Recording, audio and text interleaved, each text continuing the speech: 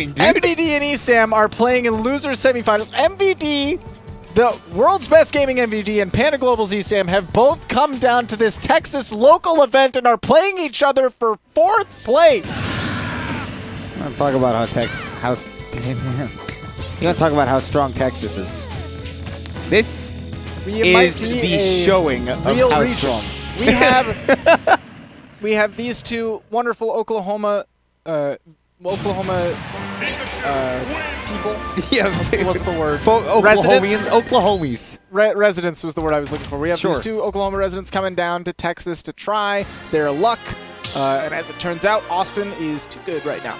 So Austin was the person who beat ESAM in winner's side. MVD fell to Magister. Both of these were in best of 3 sets, of course. So now we're seeing MVD versus ESAM, Snake versus Pikachu. Yeah, you've heard this song and dance before, but maybe not with the stakes that you're seeing now, because one of these guys has to move on to play Magister, and for MVD, it would be the 2nd time. So ESAM looks to get that challenge in as we start Game 1 on Town and City, a new starter. Absolutely, starting on a pretty big stage with some high blast zones. Might give some interesting room for interaction here. I imagine that ESAM had to ban Pokemon Stadium 2 for sure, and likely FD. I want to see more people doing that against Snake. Yeah, I see constantly people take MVD even. To Pokemon Stadium 2, he just says, hey, do you want to start here? And people are like, yeah, sure, balanced stage, but it's so good for Snake. There we go. It's like the same whole Sheik on Smashville or Ness on Smashville and Smash 4. It's like, yeah, everyone loves Smashville, but some characters should not start there. Wow, ESAM with the extension on the down air hit actually fell right into that grenade, interrupting what he wanted. Ooh, that dash attack just got a weird weak hit that almost converted off of it. Back throw set up for Nikita. I love that MVD tries to bait out an aggressive option from ESAM, but he's seen it all, and he's not getting greedy with the Thunder. He knows that MVD has the B reverses, and now MVD has control of the stage. I know that Pichu Thunder literally never hits you out of armor as Snake with Cypher. I want to know if Pikachu's does. I would imagine not, though, because normally Pikachu's moves are a little bit weaker. Yeah. That Nikita, though, doing its job. Forward throw, obviously not going to kill. The precision that you got to have. The precision that you got to have to land against Pikachu as Snake. I love the use of the down air there just to cover himself. Now, of course, if he had finished that, that would have been a problem for him because he would get stalled. But now that he gets launched off stage, ESAM evens it up. So early percents, Neighbor, I feel like Pikachu certainly wins out there, but sometimes it's just getting that kill is the struggle against a heavy character. Right. Snake definitely can live for a long time, and the way that Nair has changed, you can't actually like air-to-air Snake to effectively get kills until really late percents. Especially because, man, Snake's aerials are so strong, and Pikachu's certainly not destroying all of Pikachu's arms either. Oh, but wow! Read the air dodge drift in, gets that Thunder, and now ESAM with a significant lead. As they would say in baseball, good eye, son. Go. Down air on a shield, though, has been the bane of ESAM's existence thus far. Careful. Okay. MVD stuck on the platform. Once again, MVD trying to cover really aggressive options, but ESAM keeps faking that aggression to keep MVD on his toes. And look at that. Safe pressure with the multi-hits. Go fair. Drags him off the side. Tries to read the jump with a Cypher. Got the nairs and I love that ESAM is using those nairs to put MVD in really weird scramble situations where he has to make a quick decision on his feet, but those feet are going to make those decisions for him as he puts it down to even stock-wise. But again, Pikachu so quick to rack up the damage. Oh my god! That is a strong spike. That almost blast zoned Pikachu at like 20. And that shook up ESAM for sure. MVD just nearly brought that back after that. Of course, that's a distance that Pikachu can recover from, but I was shook because that literally almost blast zoned him at 20.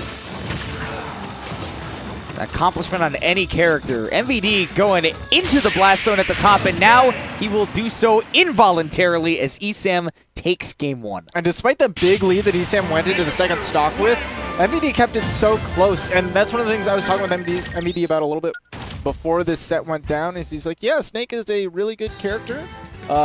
He's one of those characters where you look at him and you never think, he has lost the game right now.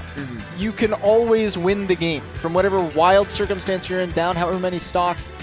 he has the capability to bring it back. Right, he is so quick to set up those walls and make sure that if somebody does go aggressive against him, he can actually build up that percentage a lot quicker than you think he can because he's pulling out so many grenades, so many projectiles that all of a sudden you're at 80 and you're getting up tilted. Not only that, but he also has the capability of killing rather early with those same conversions off of grenades, for example. So we'll see if MVD is going to be able to make any of those adjustments going back to Town and City here against ESAM on this game too. Again, I presume that Rook 1 Stadium 2 remains banned. And I like seeing that from ESAM, who just needs one more game to win this, because this is a best of 3. Absolutely. This is losers semifinals, not even in finals of this bracket. Therefore, only best of 3. We're going to see how well MVD fares. Oh my goodness! Like Thunder does take you out of the Cypher, or it could have been like the moment that he dropped out of it. That is, he dropped out of it. That's why the audio cues are so important in this match. I mean, multiple reasons audio cues are important in the matchup against Snake, but that is just another one of them, is that ESAM had to wait to hear him drop off of it to get the Thunder, and goes for it again because he continues to keep the pressure on, but now the stove has been on too long. Up tilt is eventually going to come out and kill that Pikachu. He's at a very, very light character is going to die really early to that up tilt. Down air on a shield, though, sets up. Both these characters love that down air shield. Jablock's going to put on some damage. No, down tilt doesn't get a like true confirm afterwards. Yeah, no, I think he was looking for another tech chase setup on MVD, but he DI'd up, and that meant that he was able to keep himself on the ground. Right, down tilt might have set up another tech situation. Jablock could have been a kill.